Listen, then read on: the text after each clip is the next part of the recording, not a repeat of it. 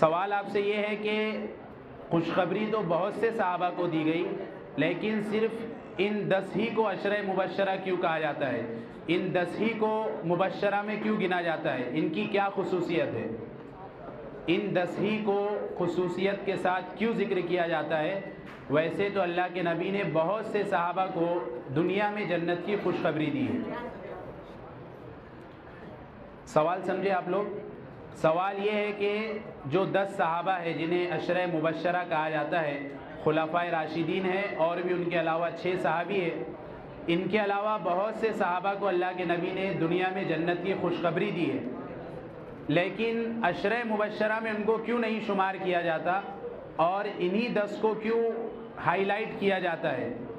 انہی 10 کو کیوں نمایاں رکھا جاتا ہے کہ یہ 10 وہ ہے جنہیں اللہ کے نبی نے جنت کی خوشخبری دی ہے؟ کسی کو جواب معلوم ہو تو آ کر یہاں جواب دے سکتے ہیں۔ معلوم ہے؟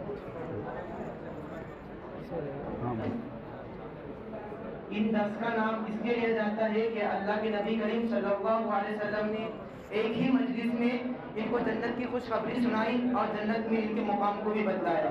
ٹھیک ہے جی، یہ ان کا جواب بالکل درست ہے۔ محمد اطہر یہ خصوصی اول کے طالب علم ہیں، یہ صدر جلسہ سے اپنا انعام حاصل کر لے۔